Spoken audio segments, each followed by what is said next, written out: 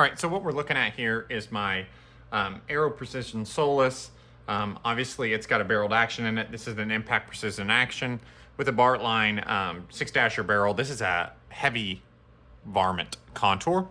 And so I just wanted to make a video about this chassis. So I've had it now for, well, close to 100 rounds. I shot one prone match with it, and I just wanted to give some thoughts on it. There's a couple videos out about that, the gun itself, and I think maybe one video about the chassis, but I want to go in a little bit more depth about it, kind of talk about kind of what I like and what I've modified and kind of things like that. So obviously this is the longer Forend. I believe it's 17 inches. You can get this in all different lengths, which is kind of nice. It is a two-piece. Well, it's actually, I guess there's probably more than two pieces, but the Forend bolts on to the main part, which is kind of nice because, again, then you could change this Forend. Some people might talk about, you know, that lacking rigidity, but I haven't noticed any issues with rigidity with this chassis. Obviously, it has an integrated Arca rail on the front here, which is really nice for sliding on all our accessories. Most people use Arca nowadays anyway. The one thing to note, you'll notice these weights here on the outside. These are Salmon River Solutions weights. Basically, these are offset, so it kind of shifts the weight a little bit up higher, because with your standard weights, I don't know about all of them, but I know the MDT weights I had, the way that this Forend is shaped, you really couldn't slide this Arca accessory past the weight because the weight extended too low. So if you're going to add weight to this chassis, you're pretty much going to have to go with the Salmon River Solutions weights. I believe I also have the internal weight in there as well. So the way this sits right now is it weighs about 22 pounds. Again, this is a 26-inch Bartline heavy varmint barrel. It's got two sets of weights here, the internal weight, and then I also have, you'll notice that this bag rider back here is different than the one that comes with it. It comes with a plastic bag rider. This is one that I made out of steel. It weighs about a half pound as well. Again, I didn't have any problem with the plastic bag rider that it came with, but in order to get this a little bit heavier and balance a little bit more with all this weight up here, we needed a little bit of weight towards the end. So we'll get a close-up of the buttstock now. All right, so now we've got a good look at the back end here.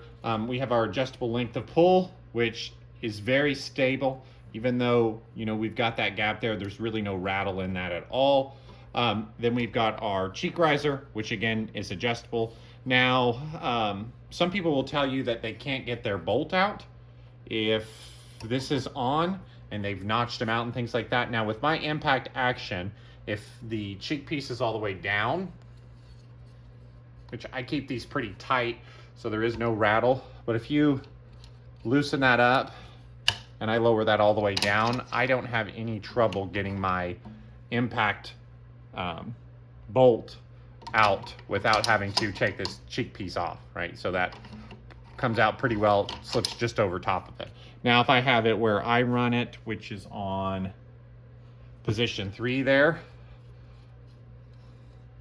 because these are marked so you can keep track, then I believe I can't get it out. No, it doesn't want to come out there. So basically, if you want to pull that impact bolt out, you just have to have this all the way down, which for me hasn't been a problem. Length of pull and the cheek riser and everything has felt really comfortable to me. The butt pad is a little bit more square, probably than what I would like, but other than getting used to it, it's been just fine. We also have our adjustable thumb shelf there, which I haven't adjusted all the way forward, works fine for me. The grip's okay, it's plastic. I haven't noticed any real problems with it, but I'll probably change it out at some point in time. All right, one thing I forgot to mention when I was talking about this cheek piece here is if we loosen this nut here, it will not come all the way out, right? So if you want to take this out and use a bore guide and clean it, there is a little Allen on this little nut that you loosen. It's not a big deal. I actually don't even think you would need this little, it's kind of almost like a set screw. I don't, you know, clean out on the road, so it's not like a big deal for me. I just clean here at my house.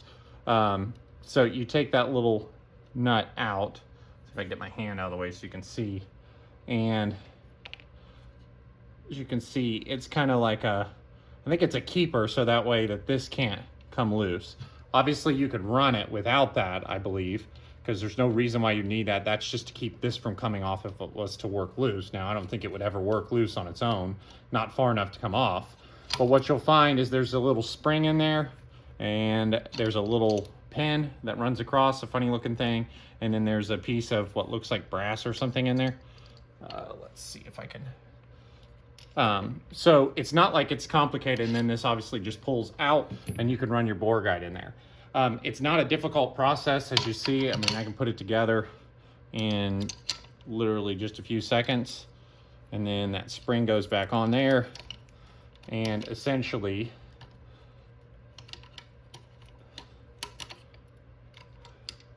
there we go.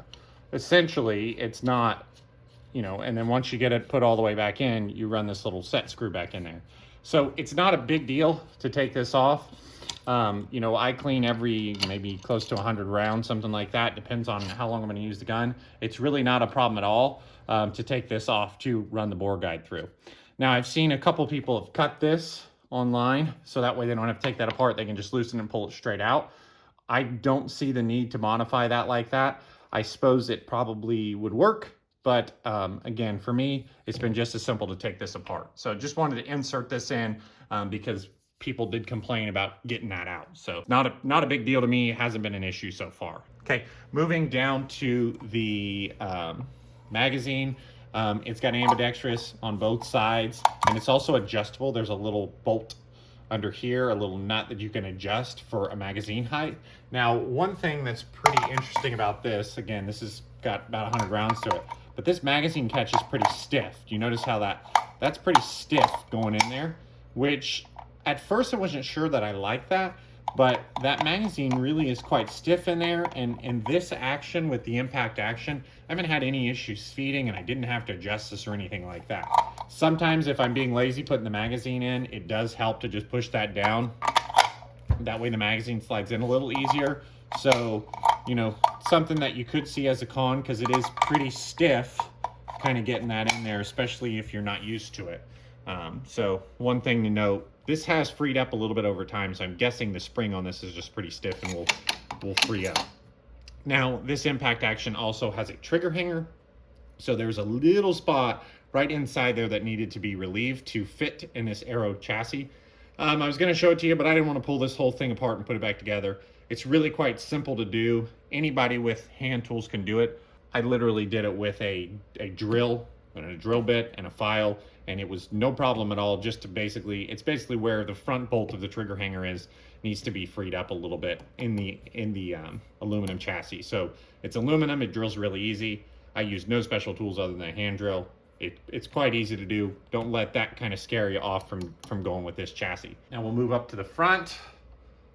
Okay, now I don't have the night vision bridge. I've never run one of those. I like to run my sunshade, which looks like we could probably still run it out in front here.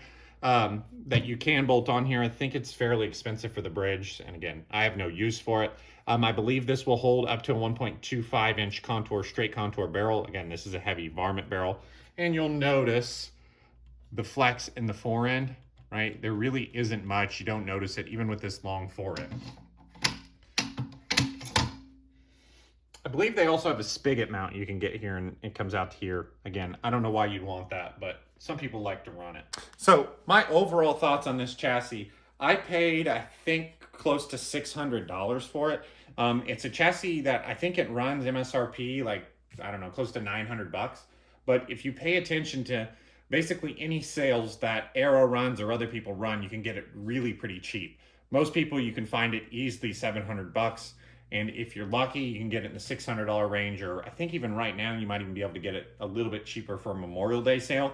So it's really a quite affordable chassis. I really see no trouble with it. You know, it's made all out of aluminum. It's got a nice finish on it.